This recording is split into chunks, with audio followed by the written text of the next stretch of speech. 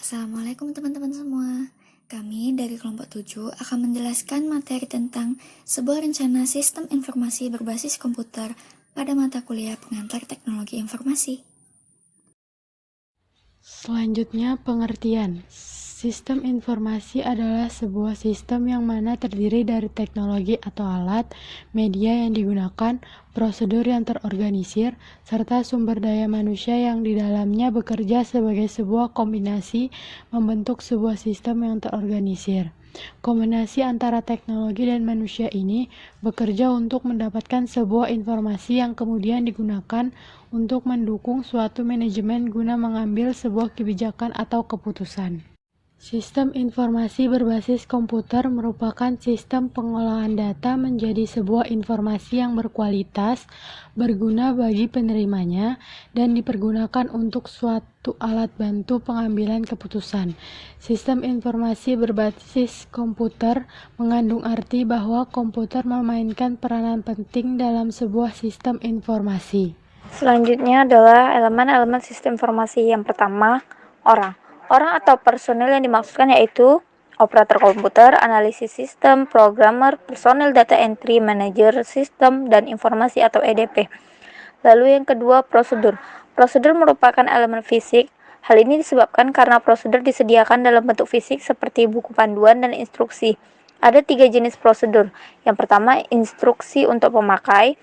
Kedua, instruksi untuk penyiapan masukan. Yang ketiga, instruksi untuk pengoperasian untuk karyawan pusat komputer.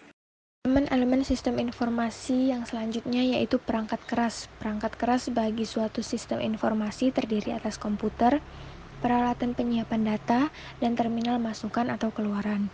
Yang keempat yaitu perangkat lunak. Perangkat lunak dibagi menjadi 3 bagian. Yang pertama, aplikasi perangkat lunak umum seperti sistem pengoperasian dan sistem manajemen data yang memungkinkan pengoperasian sistem komputer.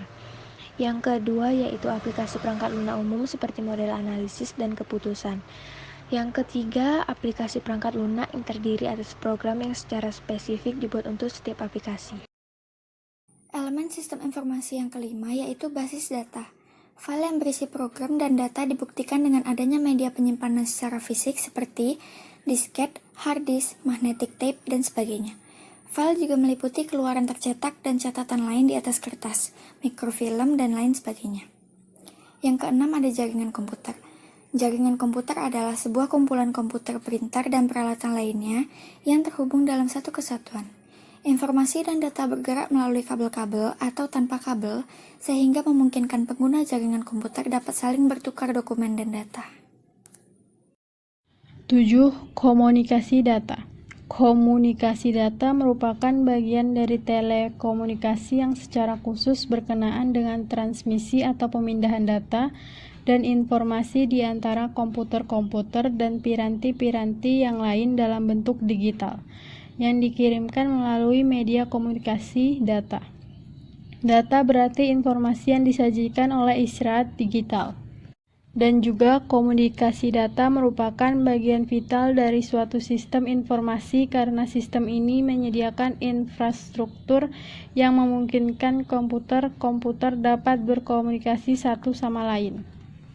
Komponen sistem informasi. Komponen sistem informasi ini terbagi menjadi 8 komponen. Yang pertama itu komponen input.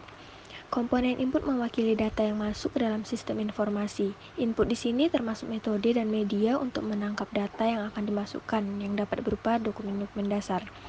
Yang kedua, komponen model.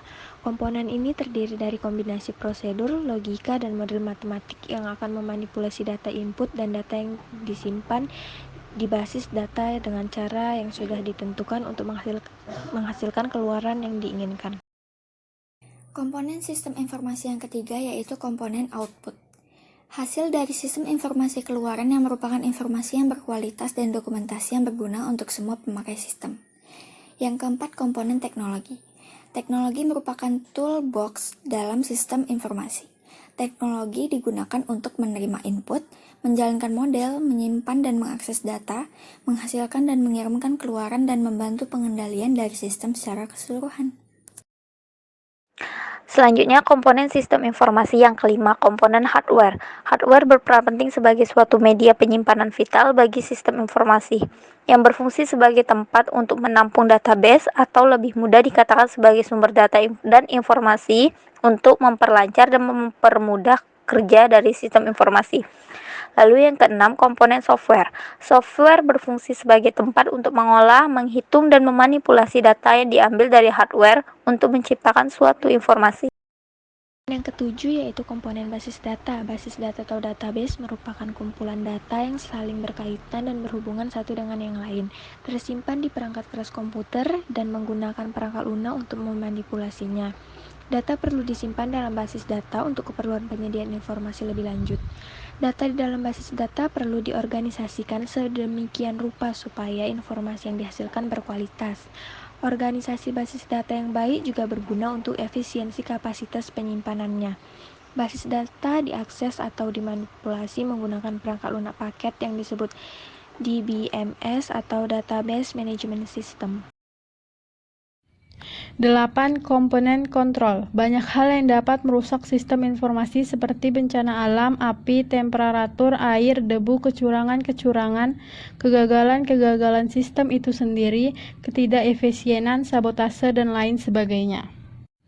Beberapa pengendalian perlu dirancang dan diterapkan untuk meyakinkan bahwa hal-hal yang dapat merusak sistem dapat dicegah ataupun bila terlanjur terjadi kesalahan dapat langsung diatasi.